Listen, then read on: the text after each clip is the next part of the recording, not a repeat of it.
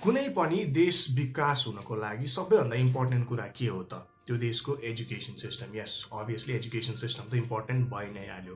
त्यो बाहेक इन्फ्रास्ट्रक्चर पनि हो, र इन्फ्रास्ट्रक्चरमा रोड र हाइवेजहरू।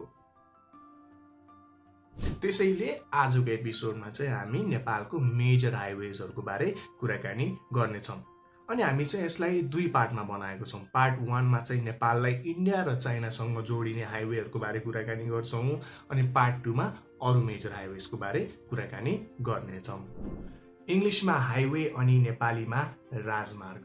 सो नेपालको सबैभन्दा पुरानो राजमार्ग कुन हो त? नेपालको सबैभन्दा पुरानो राजमार्ग चाहिँ त्रिभुवन राजमार्ग हो।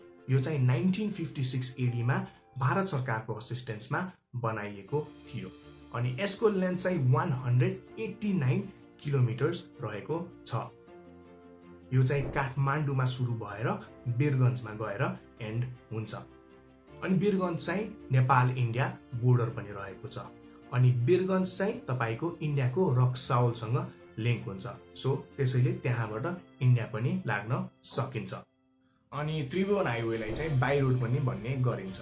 अब सबैभन्दा पुरानो राजमार्गपछि नेपालको सबैभन्दा लामो राजमार्ग कुन हो त? लङ्गेस्ट हाइवे अफ नेपाल चाहिँ तपाईको महेन्द्र हाइवे रहेको छ, र यसलाई चाहिँ हामी पूर्व पश्चिम राजमार्ग पनि भन्ने गर्दछौँ। किन भन्दाखेरि चाहिँ यसले नेपालको इस्टदेखि लिएर वेस्टसम्म कनेक्ट गर्दछ। अनि यसको लेन्थ लगभग 1027 किलोमिटर्स पनि रहेको छ। नेपालको मेचीदेखि महाकालीसम्म कनेक्ट गर्ने हाइवे तपाईको महेन्द्र हाइवे। अनि महेन्द्र हाइवेले चाहिँ नेपालको सबै प्रोभिन्स कनेक्ट गरेको छ, कर्णाली प्रोभिन्स बाहेक। अब यो त भयो नेपालको सबैभन्दा लङ्गेस्ट हाइवेको कुरा। अब त्यसपछि कुराकानी गरौँ नेपाल र चाइना लिङ्क गर्ने हाइवेको। र नेपाल र चाइना लिङ्क गर्ने हाइवे चाहिँ तपाईको अर्नीको हाइवे रहेको छ। यो चाहिँ काठमाडौँमा सुरु हुन्छ अनि तपाईको कोदारी भन्ने ठाउँमा गएर एन्ड हुन्छ। यसको लेन्थ चाहिँ अराउन्ड 114 किलोमिटर्स रहेको छ, र कोदारी भनेको चाहिँ तपाईको नेपाल चाइना बोर्डर रहेको छ। अब समरीमा भन्नु पर्दाखेरि चाहिँ नेपालको सबैभन्दा ओल्डेस्ट हाइवे त्रिभुवन हाइवे, अनि त्यसपछि लङ्गेस्ट हाइवे चाहिँ तपाईको महेन्द्र हाइवे, अनि नेपाल र चाइना लिङ्क गर्ने चाहिँ तपाईको अर्नीको हाइवे।